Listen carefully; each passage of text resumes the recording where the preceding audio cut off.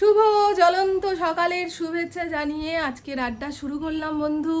জ্বলন্ত সকালই এটাকে বলা চলে, কি চরম গরম।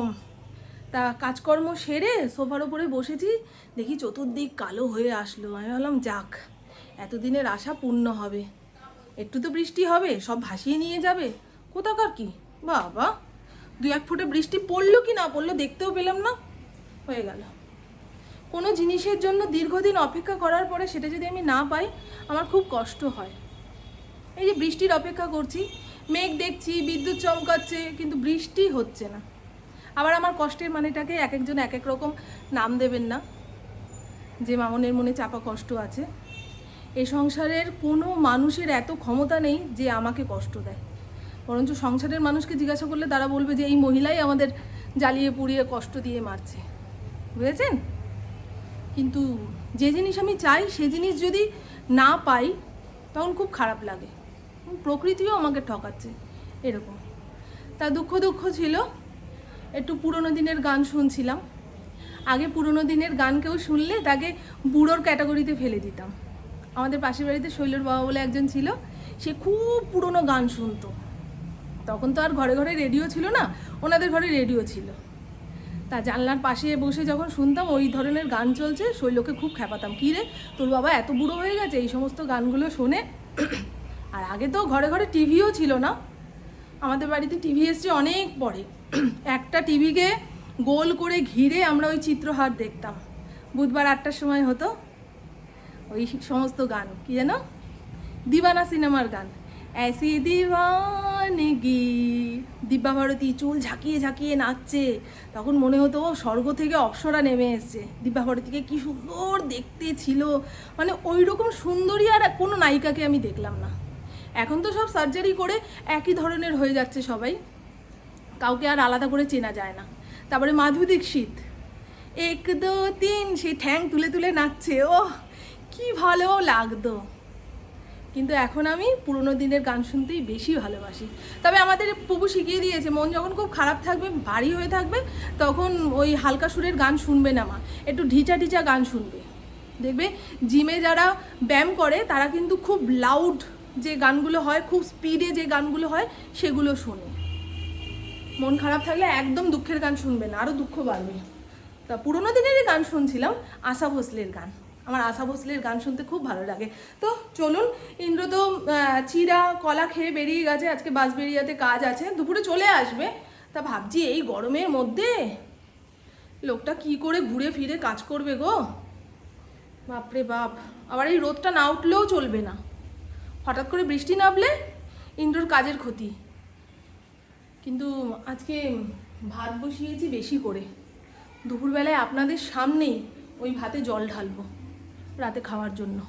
দেখবেন কেমন বৃষ্টিটা এনে দিই।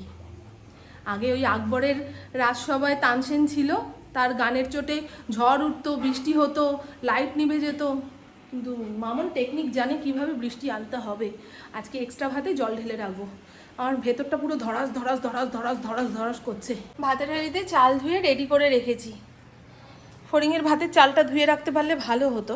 ও রাখছি, একটু পাখার নিচে বসি। খুব কষ্ট হচ্ছে, খুব কষ্ট হচ্ছে আজকে আমার।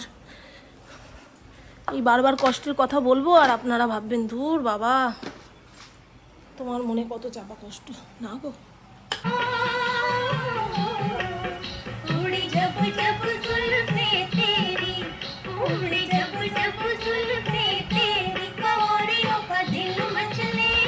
পটলের তরকারি বানাবো বলে পটলটাকে ছাল ছাড়িয়ে লবণ মাখিয়ে রেখে দিয়েছি। আর ছানার কোপ্তাকারি বানানোর জন্য একটু ভাজা মশলা লাগবে। আমার ঘরে সবসময় ভাজা মশলা বানানোই থাকে, তবে ফুরিয়ে গেছে, সেটা একেবারেই বানিয়ে নিই আর আপনাদেরও দেখিয়ে দিই। এই ম্যাজিক মশলা কিংবা ভাজা মশলা বানানোর জন্য গোটা ধনিয়া অনেকটা পরিমাণে লাগবে, মানে সব মশলার থেকে গোটা ধনিয়াই একটু বেশি পরিমাণে লাগবে। এখানে গোটা শুকনো লঙ্কা নিয়েছি, কয়েকটা তেজপাতা নিয়েছি, এগুলো আগে ভাজবো বলে আলাদা বাটিতে রেখেছি। আর এগুলো একটুখানি পরে দেব, নাহলে মশলা পুড়ে গেলে না মশলার স্বাদ তিতা হয়ে যাবে। রয়েছে গোটা জিরে একদম অল্প পরিমাণে, আর গরম মশলার পরিমাণটা দেখুন। বেশি গরম মশলা দিলে কিন্তু ভাজা মশলার গন্ধটা আর ভাজা মশলার গন্ধ থাকবে না, গরম মশলার গন্ধ হয়ে যাবে। তো চলুন এবারে বানিয়ে নিই। আগে এই গোটা ধনিয়া, শুকনো লঙ্কা আর তেজপাতা দেবো, যেগুলো ভাজতে একটু সময় লাগে। ভাজা হয়ে গেছে, সুন্দর একটা গন্ধ ছেড়েছে। এইবারে এই গোটা জিরে আর গরম মশলাটা দিয়ে দিলাম। 2-3 মিনিট নাড়িয়ে চাড়িয়ে নামিয়ে রাখবো।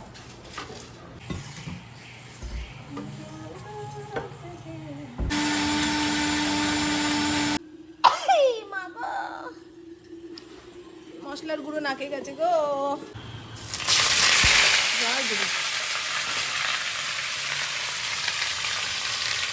ছানার কোপ্তা বানানোর জন্য পরিমাণ মতন ছানা নিয়েছি, 1.5 চামচ ময়দা নিয়েছি, কাঁচা লঙ্কা কুচি আর এইটুকু আদা ঘষে নিয়েছি। বেশি মশলাপাতি দেওয়ার দরকার নেই। আর একটু আগে যে ভাজা মশলাটা বানালাম সেখান থেকে 1/2 চামচ ভাজা মশলা দেব।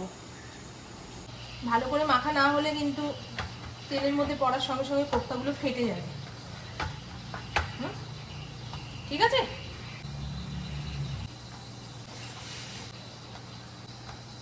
ছানার কোপ্তা লাল লাল করে ভাজা হয়ে গেছে। উল্টানোর সময় নিঃশ্বাস ফিশ্বাস আটকেছিলাম, যদি ভেঙে যায় উল্টাতে গিয়ে, বুঝেছেন? বেশ সুন্দর করেই ভেজে তুলেছি, তাই না? এর থেকে বেশি ভাজলে চামড়া চামড়া হয়ে যাবে। দেব গোটা জিরে। এই মরেছে, দেখেছো? তাড়াতাড়ি চটে পুড়ে মরার জোগাড়। কড়াইটা উল্টে যাচ্ছিল। ফোনটা একটু চড়বড় করে আসলে এই আলু ডুমু ডুমু করে কেটে রেখেছিলাম সেটা দিয়ে একটু লাল করে ভাজবো। আপনারা এই কোপ্তা কারি বানানোর সময় যা মশলা ঘরের মধ্যে আছে সব বেটে বুটে দিয়ে দেবেন। কাজু কিশমিশ আমি আর অত কিছু দিলাম না, যা গরম পড়েছে ওই কাজু কিশমিশ দেওয়া তরকারি খেলে যদি পেট গরম হয়ে যায়, সেজন্য প্রতিদিনের মশলাপাতিতে যা যা লাগে সেটুকুই দিয়েছি। আদা, কাঁচা লঙ্কা, টমেটো, জিরের গুঁড়ো, হলুদ গুঁড়ো আর অল্প একটু লঙ্কার গুঁড়ো, ঠিক আছে? সেই সব দিয়ে পেস্ট বানিয়ে রেখেছি। আমি খালি ভাবছি কতক্ষণে রান্নাঘর থেকে বেরোবো গো। আলুটা ভাজা ভাজা হোক, উনুনের পাশে দাঁড়ানো যাচ্ছে না গো, গরমে ঝলসে যাচ্ছি। আগে আষাঢ় মাস আসার আগে ঘরের লোকেরা চাল ডাল সব কিছু মজুত করে এনে রাখতো, যে আষাঢ় মাসে তো সব সময় বৃষ্টি হবে, বাজারপাট বন্ধ থাকলে যাতে খাওয়া বন্ধ না যায়, একটু চালে ডালে মিশিয়ে খিচুড়ি খেতে পারবো। আর এখন আষাঢ় মাস দেখুন, চতুর্দিকে গনগনে রোদ্দুর, চাষবাস পুড়ে যাবে, এইরকম অবস্থা। আগে বর্ষাকালের রচনায় কি পড়েছিলাম মনে আছে? সেই সমস্ত মিলিয়ে দেখুন তো কিছু মেলে কিনা।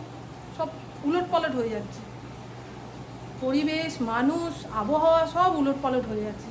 আগে যা ছিল তা এখন কিছুই নেই। এই নিয়েই চলতে হবে। আমার পরিণা আমাদেরকে তাকিয়ে আছে, কতক্ষণ এই মহিলা খেতে দেবে রে বাবা। দাঁড়া, দেরি আছে, সবে 12:30 বাজে। কিন্তু রোদ্দুর দেখে মনে হচ্ছে দেখুন 2-2:30 না?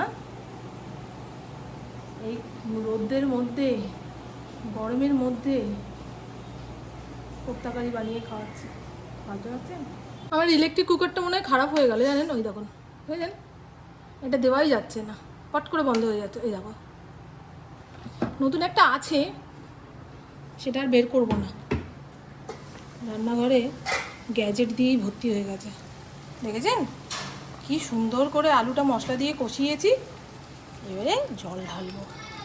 সেদ্ধ হয়ে গেছে আলু সুন্দর করে, আর যেটুকু সেদ্ধ হওয়া বাকি সেটুকু হোক। তারপরে কোফতা দিয়ে একটু ঘি গরম মশলা দেবো, নামিয়ে রাখবো, বুঝেছেন? তো ওকে বললাম এসিটা চালিয়ে ঘরটা ঠান্ডা কর, নাহলে রান্নাঘরে অজ্ঞান হয়ে পড়ে থাকবো। এত রান্নাবাড়ি খাবে কে রে? রাঁধুনি যদি অজ্ঞান হয়ে পড়ে থাকে, আমাকে নিয়ে তো আবার ছুটতে হবে। আরে বাবা, টক করে ফুটুক আগে, ভয় লাগছে। এখন যদি কোফতাগুলো দিয়ে দিই, নরম হয়ে যদি এরকম খুলে যায়, সেই জন্য নামানোর আগে দেব।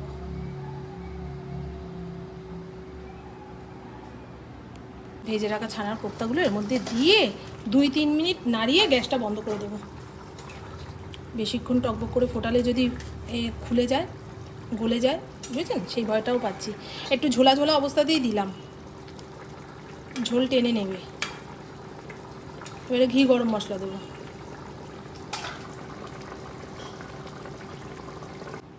এবারে দেখাই রান্নাবান্নার কি কালার আসলো। এই হলো ছানার কোফতা কারি আলু দিয়ে, খুব স্বাদ হয়েছে। গন্ধটা যা ভালো বেরিয়েছে না গো বন্ধু, আজকে এই দিয়েই এক থালা ভাত খাবো। ঠিক আছে কালারটা। ইন্দ্র যদি না খায় এটা, তাহলে তার জন্য আলাদা ব্যবস্থা আছে। গতকালকের বিউলির ডাল, সেটা আর গরম করলাম না, যখন খাবে তখন গরম করে দেবো। এখন গরম করে রাখলে না এই টকটক হয়ে যাবে। আর এই হলো গোটা গোটা পটলের তরকারি, টমেটো, কাঁচা লঙ্কা, অল্প একটু জিরের গুঁড়ো বাটা দিয়ে রান্না করেছি। এটা কিন্তু একদম হালকা পাতলা, টমেটোটাই বেশি করে দিয়েছি, আর কাঁচা লঙ্কা চেরা। সব কিছু মশলাপাতি দিয়ে ভুর করে রাখলে ঘরের কর্তামশাই খাবেন না। উনি তো আবার তরকারি থেকে তেল চুয়াতে দেখলে মাথা গরম করে। ফড়িংয়ের ভাতটা ঠান্ডা হতে দিয়েছি।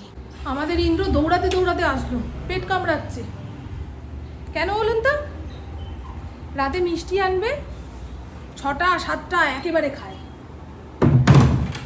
মনে হয় প্রতিদিন মনের মধ্যে সুখবর। এই গরমে কোনো জিনিস বেশি খাওয়া ভালো নয় বললে। হ্যাঁ, তুমি জানো নাকি? তুমি ডাক্তার নাকি? ও 2 দিন মিষ্টি খাওয়া বন্ধ করে দিক, পেট ঠিক হয়ে যাবে। আজকে বললাম দেখে আজকে বেশি করে এনে খাবে, যে তোমাকে আমি পাত্তা দিচ্ছি না, এটা বোঝাতে তো হবে। উপর দুখানা নাইটি যে কালকে সেলাই করেছিলাম, সেটা কেচি ধুয়ে মেলে দিয়েছি, তুলে নিয়ে যাই, রং চটে যাবে। কম দামের নাইটি তো, সেলাই থাকে না, রং থাকে না, কিন্তু পরে আরাম। আমার মাকে যখন নাইটি কিনে দিই, আমার মা বলে এই নাইটিগুলোই আনবি, গরমে পাতলা নাইটি পরতেই আরাম। ঠিক আছে, কিন্তু আমার গায়ে এগুলো হবে না। বুঝছো না কি হয়েছে তোমার? যখন রান্না হয়ে গেলে গ্যাসটা বন্ধ করতে হবে। দেখো, দেখেছো, দৌড়ে এসছে সিলিন্ডারের চাবি অফ করতে। টাটা। এপাশ দিয়ে দেখাই, আজকে আর এঁঠো বাসনপত্র বের করিনি। কেমন মন বলছে বৃষ্টি হবে বৃষ্টি হবে, দেখেছেন? এই পাশটা অন্ধকার হয়ে রয়েছে। আমার আজকে যোগব্যায়ামের ক্লাস রয়েছে, আজকে লাস্ট প্র্যাকটিস। তবে বৃষ্টি আসুক, একটু দেরি করে যাব তাও ভালো। ওই যাব বলে বৃষ্টি এসো না, ওই কামনা করবো না গো। দেখতে পাচ্ছেন আকাশে কিন্তু মেঘ আছে, হাওয়ায় কেটে গেলে মুশকিল। ইন্দ্রও দুপুরবেলায় বলছে, মামুন গো আজকে যেন একটু বৃষ্টি হয়, ছাদের গাছগুলোকে আর বাঁচাতে পারছি না। ছোট ছোট আমের কুশি এসছে, একটু বৃষ্টির জল না পেলে আটকাবে না, পড়ে যাবে, ঝরে যাবে। অনেকক্ষণ ধরেই এইরকম অবস্থা রয়েছে আকাশের, হাওয়া দিচ্ছে ভালো। এতক্ষণ জানলার সামনে বসেছিলাম। আজকে আমাদের যোগব্যায়ামের ক্লাস 6:30 থেকে শুরু হবে বলেছিল, তার রেডি হয়েছি, ঝমঝম করে বৃষ্টি নামলো। আমি জানতাম আজকে বৃষ্টিটা হবেই হবে, তবে বাড়ি থেকে বেরোনোর মুখে বৃষ্টিটা নামলো তো। আর আজকেই আমাদের লাস্ট প্র্যাকটিস হতো। ঝমঝম করে বৃষ্টি পড়ছে, মেঘ ডাকছে, বিদ্যুৎ চমকাচ্ছে, দেখেছেন? এই বৃষ্টিটা অনেকক্ষণ হবে, টিপটিপ করে হচ্ছে তো সেই কারণে। আর মুষলধারে হলে কিছুক্ষণ পরেই থেমে যেত। ইন্দ্র আমার জন্য বসে গেল। বেরোতে গেছি, দেখি কি জোরে মেঘ ডাকে উঠলো, ওরে বাবারে। চলো এই দরজাটা দিয়ে রাখি, নাহলে ব্যাং ঢুকবে। হ্যাঁ হ্যাঁ, খেলা দেখাতে হবে। ঠিক আছে, ওরা আমার যোগব্যায়াম দেখতে যাবে। 20 তারিখে ওয়ার্ল্ড যোগা ডে, বিশ্ব যোগা দিবস।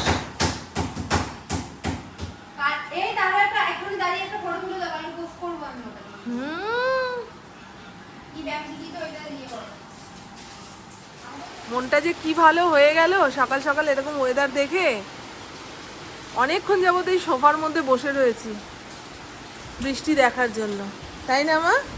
আমার সঙ্গে সঙ্গে ফড়িংটাও উঠে পড়েছে। দাঁড়ান চতুর্দিক থেকে একবার দেখিয়ে নিই কত জোরে বৃষ্টিটা হচ্ছে, দেখেছেন?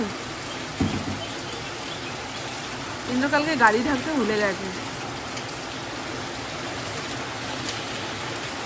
এপাশ দিয়ে দেখাই বাড়ি, আমার সকালের কাজকর্ম কিচ্ছু হয়নি, তাড়াতাড়ি ঘুম থেকে উঠলে হবে কি। আর বৃষ্টিটা দেখি কতকালের অপেক্ষার অবসান বলুন তো। আমার ফড়িংটা বেরিয়ে যাবে বলে এই গেটটা খুলতে পারছি না, দেখেছেন খুব জোরে হচ্ছে বৃষ্টিটা।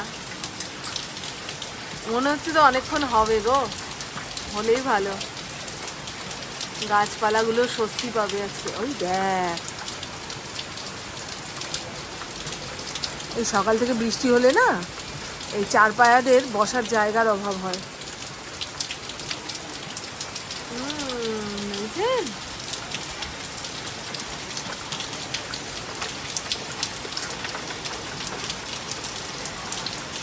কি অবস্থা ওর।